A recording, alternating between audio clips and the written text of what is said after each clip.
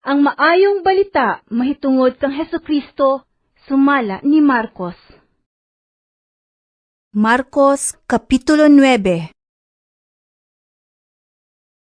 Unya, miingon siya, Timan ikini, pipila ka ninyo din hidili mamatay, hangtod nga makita nila ang pag-abot sa gamhanang paghari sa Dios.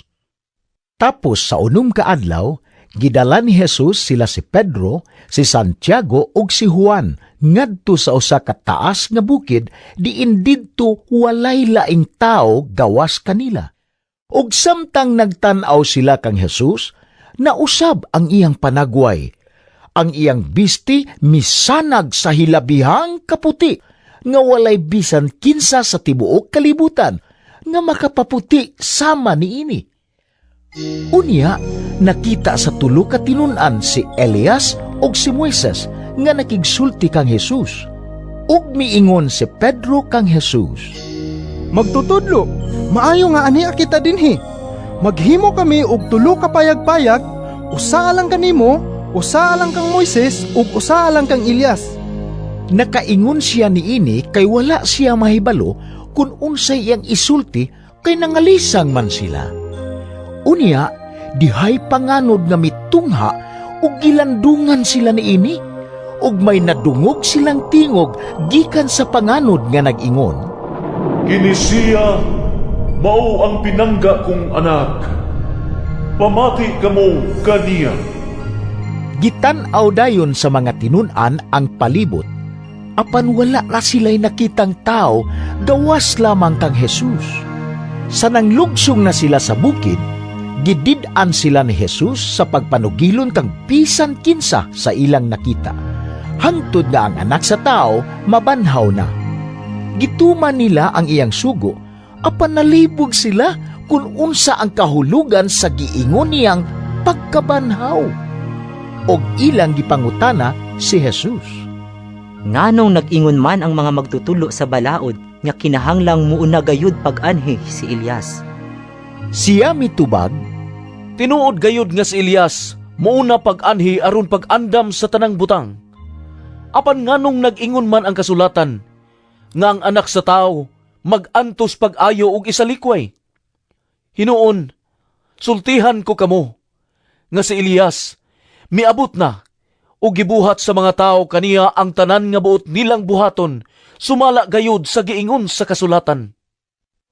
sa namalik na sila ngadto sa ubang mga tinun-an, nakita nila dito ang usa ka dakong panon sa mga tao. Dihay pipila ka mga magtutudlo sa balaod nga nakiglantugi sa mga tinun-an. Sa pagkakita gayud sa mga tao kang Jesus, natingala sila pag-ayo ug midagan sila ug mihimamat kaniya. Unya, gipangutana ni Jesus ang iyang mga tinun-an. Unsa man ang inyong gipakiglantugian kanila? Ang usa ka tawo nga diha sa panon mitubag, Magtutudlo, ani agidala ko kanimo.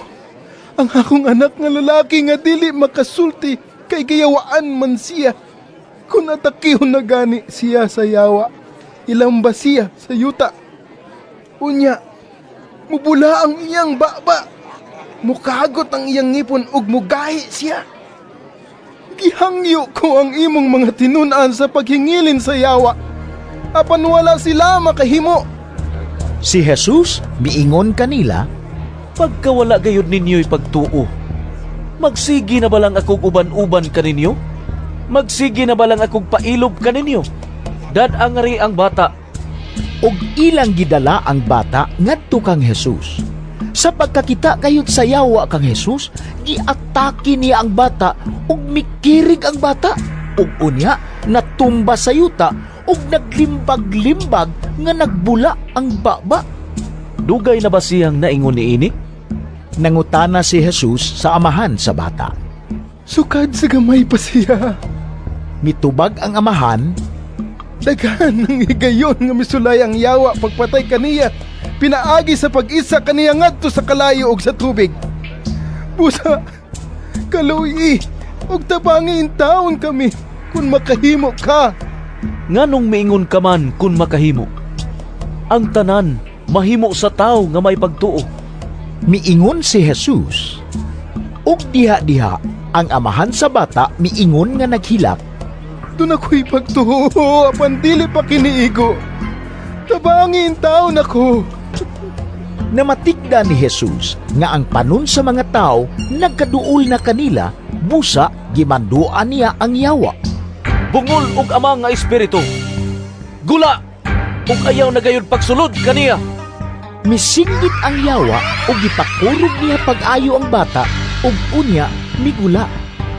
Ang bata murag patay nga tan-awon, busa ang tanan miingon.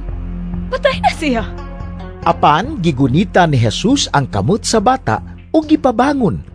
Ug mitindog ang bata. Sa dihang nakasulod na si Jesus sa balay, gipangutana siya sa iyang mga tinun-an sa dihang wala nay lain nga nakadungog. Nganong wala man kami makapagula sa yawa? Agig tubag, si Jesus miingon. Walay lain nga makapagula nining matanga sa espiritu, gawas lamang sa pag-ampo. Unya, mibiya sila ni adtong dapita ug mipadayon paglakaw latas sa Galilea. Dili buot si Jesus nga may mahibalo kun hain siya. Kay gisultihan man niya ang iyang mga tinun-an nga ang anak sa tao itugyan ngadto sa mga tao ug patyon nila siya apan mabanhaw tapos sa 3 ka adlaw. Wala sila makasabot kung unsay kahulugan sa iyang giingon kanila, apan nahadlok silang mangutana kaniya. Miabot sila sa Kapernaum, ug sa nakasulod na sila sa balay, gipangutana ni Jesus ang iyang mga tinun-an. Unsa may inyong gilalisan didto sa dalan? Apan wala sila mutubag, kay naglalis man sila kung kinsay labing dako kanila. Unya, milingkod si Jesus og iyang gipaduol ang napulog 2 ka tinun-an og giingnan. Bisan kinsa nga buot mahimong labing dako, kinahanglan nga magpaubos ug mag-alagad sa tanan. Unya, gikuha niya ang usa ka bata ug gipatindog sa ilang atubangan. Giagbayan niya ang bata ug miingon siya kanila. Ang mudawat sa usa ka bata nga sama niini tungod kanako, mudawat usab kanako.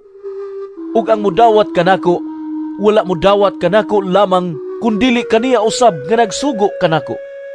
Si Juan miingon kaniya.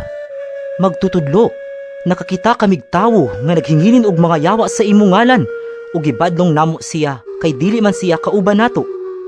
Si Jesus mitubag. Ayaw ninyo siya pagdid-i. Kay walay tao nga maghimog milagro sa akong ngalan nga makasultig daotan mahitungod kanako. Kayang dili batok kanato, dapig kanato.